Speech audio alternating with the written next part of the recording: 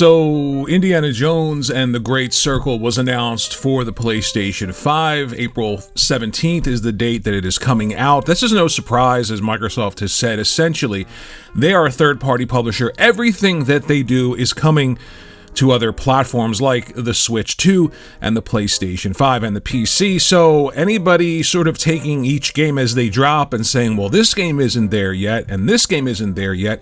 Starfield's coming. Everything is essentially coming to the PlayStation 5. I think a smarter way to do this, and maybe Microsoft is doing this, is release these games in Game Pass first, see if that's a big enough draw for people. So far, Game Pass really isn't the draw that I think Microsoft thought it would be.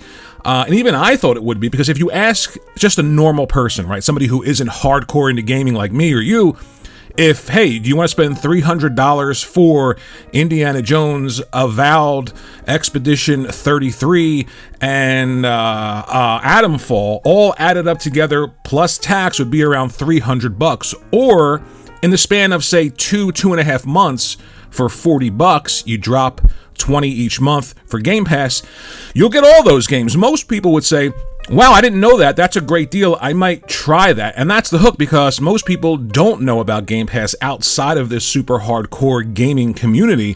Microsoft's failed to communicate the idea of what Game Pass is to people in a large enough way that people are subscribing to the service. And I don't think Microsoft internally is meeting those numbers when it comes to subscribers, which is why we're here and everything is releasing on other platforms. Now, what's interesting to me is that I've already played Indiana Jones and the Great Circle. I thought it was the game of the year.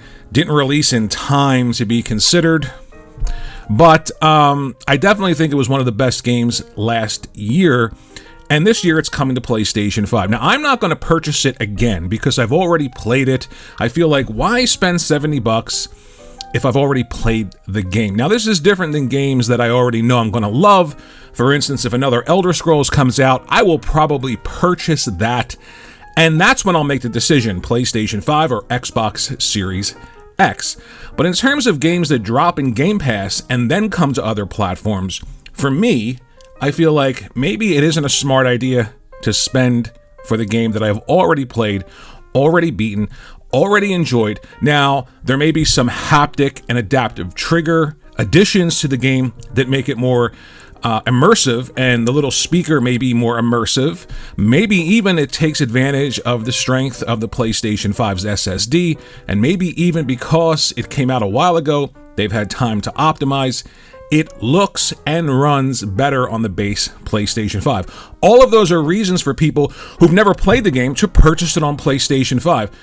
But I think what's interesting is we're in this strange time where Microsoft wants to be a third-party publisher and also produce hardware, but not really give you any incentive to purchase that hardware beyond the subscription service to play games day and date without having to pay full price. And if that hook isn't working the way that Microsoft thought it would, here we are with third-party releases on everything.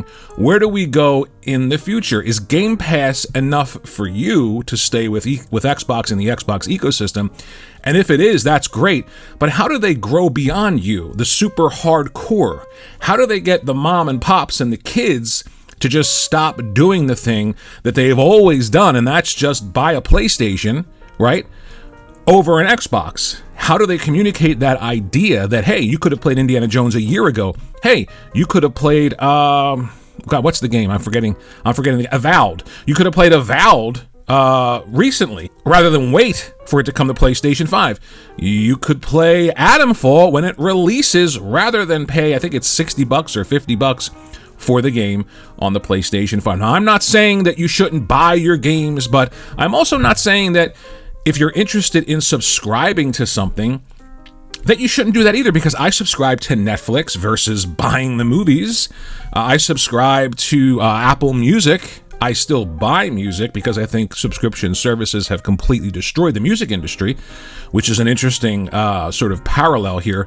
I'm not quite there yet with the video game industry, probably because most people have decided not to subscribe to subscription services versus buy their video games. But I thought it was interesting enough to talk about it. Xenoblade Chronicles X has come out. It is a phenomenal game on the Switch. It is an exclusive, and you have to purchase it. So there is an example of how this all works, and still works extremely well. But I'd be interested to know, do you think, primarily as an Xbox user, if you're an Xbox user, is Game Pass enough to keep you there?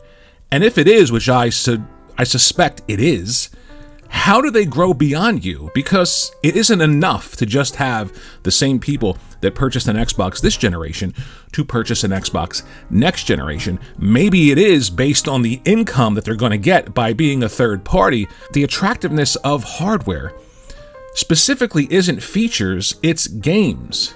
Microsoft has said they want people to purchase their hardware based on its strengths over a PlayStation.